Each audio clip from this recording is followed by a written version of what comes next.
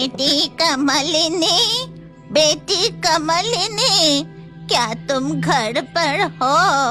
कौन कौन बुला रहा है? माँ, लगता है मुझे कोई बुला रही है। कौन? अंदर आओ। मैं पास के गांव से आई हूँ। मेरे पोते को 10 दिनों से बुखार है, जो किसी तरह ठीक नहीं हो रहा।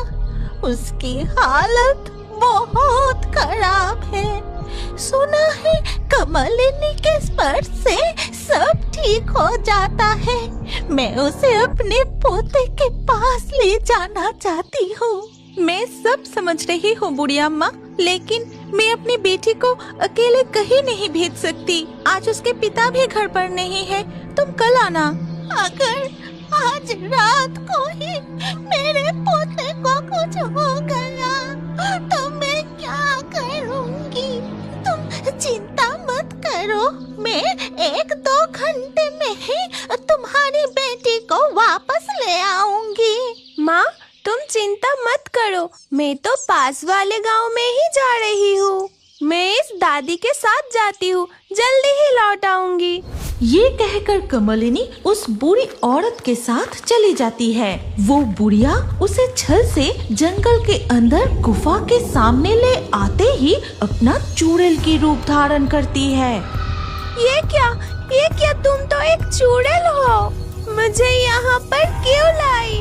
आज रात ही तेरे सर को मेरे महायज्ञ में अर्पित करने के बाद ही मैं सबसे शक्तिशाली बन जाऊंगी। कमलिनी डर के मारे रोने लगी। उसके आंसू जमीन पर गिरते ही गांव में भयानक तूफान शुरू हो जाता है। कमलिनी के वापस ना लौटने पर गीता अजय को पूरी घटना बताती है। अरे, ये तुम क्या कह रही हो? हमारे कमलिनी जरूर तकलीफ में है, इसलिए ही ऐसा तूफान आया है। अब कमलिनी को कहाँ ढूंढे? चलो हम कमल के तालाब में जाकर पद्मरानी से प्रार्थना करते हैं, वो जरूर कुछ उपाय बताएंगी। गीता और अजय कमल के तालाब के पास पहुंचकर पद्मरानी को पुकारने लगे और तभी तालाब के पानी से निकल आई पद्मरानी। फिर पूरी घटना सुनकर पद्मरानी कहती है, मेरी बेटी को एक चुड़ैल ने उसकी गुफा में कैद करके रखी है। वो रो रही है और आंसू जमीन पर गिरने की वजह से ही ये तूफान आया है। यदि उसे जल्दी वापस ना लाया गया तो ये गांव तबाह हो जाएगा। ये नील कमल अपने पास रखो। इसे सावधानी से चुड़ैल की गुफा में ले जाकर उस पर फेंक देना और ये कमल उस पर पड़ते ही वो जल के राख हो जाएगी। इसके बाद अजय और गीता उस गुफा में पहुंचते ही पद्मरानी की दी हुई नील कमल चुड़ैल पर फेंकते ही चुड़ैल जलकर राख हो जाती है। फिर उन्होंने कमलिनी को उस गुफा से बचाकर कमल की तालाब में पद्मरानी के पास ले गए। तुम्हारी बच्ची अब हमारे पास भी सुरक्षित नहीं है, उसे तुम अपने साथ ले जाओ। पिताजी, ये आप क्या कह रहे हैं? तालाब में उसके पास मैं क्यों जाऊंगी? अब लोगों को छोड़ के मैं कहीं नहीं जाऊंगी। कमल की तालाब में वही तेरी असली माँ है।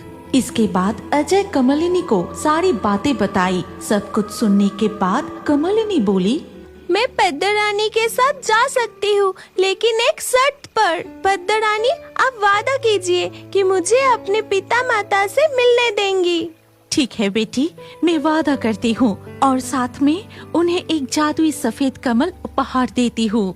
इसके बाद पद्मरानी जादू से सफेद कमल लाई और अजय को ये कमल देकर कहा, जब भी तुम्हें कमलिनी से मिलने की इच्छा होगी तुम ये सफेद कमल तालाब के पानी में डुबो देना। तुरंत मैं और कमलिनी आ जाऊंगी और यदि गांव में कोई संकट आई तो इस कमल को स्पर्श कराते ही सब ठीक हो जाएगा। ये कहकर पद्मरानी कमलिनी को लेकर चली गई। अगर आप इस कहानी की अगले भाग देखना चाहते हैं तो कमेंट में नेक्स्ट पार्ट जरूर लिखिए और हमारे रियो बर्ड्स फेसबुक पेज को अभी फॉलो कीजिए। अगर ये कहानी अच्छी लगी तो लाइक करके शेयर कर दीजिए।